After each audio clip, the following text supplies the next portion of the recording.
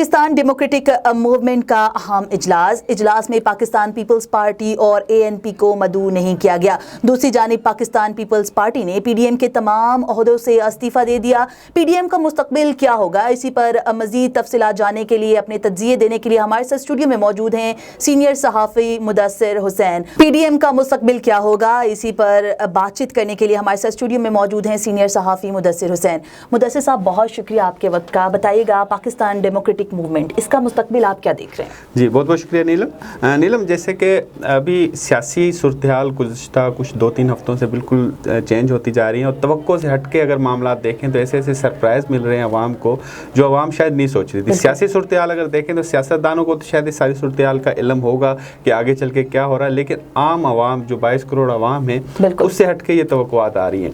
अगर PDM के मुस्तकबिल की बात करें तो यहाँ पे 2 किस्म के कॉन्सेप्ट आ रहे हैं, 2 किस्म की राय आ रही हैं। अगर PMLN की एक क़यादत जो चाह रही है कि विदाउट पीपल्स पार्टी हम अपनी PDM को चलाएं, जबकि इतलात यही है कि मियां नवाज शरीफ साहब की ये ख्वाहिश है कि पीपल्स पार्टी को साथ लेके चलना चाहिए। और अच्छा, पीपल्स पार्टी में भी 2 किस्म की राय चल रही है। पीपल्स पार्टी की एक जो लीडरशिप है वो तो ये चाह रही है कि हम हुकूमत के खिलाफ कोई जदोजहद करें, तहरीक चलाएं, तो सियासी पार्टियां जो अपोजिशन की उनको साथ लेके चलें। लेकिन पीपल्स पार्टी की एक दूसरी जो स्ट्रेटजी है या दूसरे जो सियासतदान है वो चाह रहे हैं कि हम सेपरेट होकर चलें।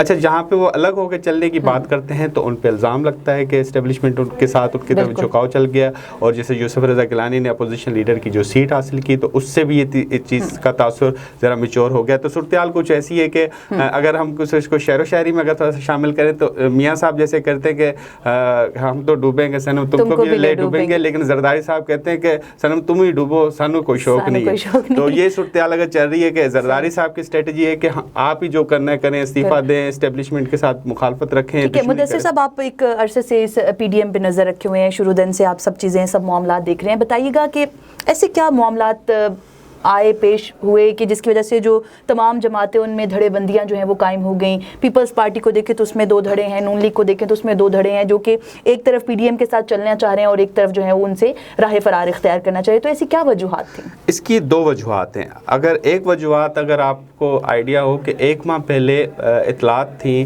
कि सिंध से एक बहुत बड़ी गिरफ्तारी आने वाली है। अब वो गिरफ्तारी अगर यूं कहें कि सबसे बड़ा लीडर खुर्शीद शाह है, वो तो ऑलरेडी गिरफ्तार है, तो बड़ी गिरफ्तारी कौन सी है? तो वो ज़ाहिरी बात है इशारा आता है फरियाल साहिबा की तरफ, जरदारी साहब की तरफ।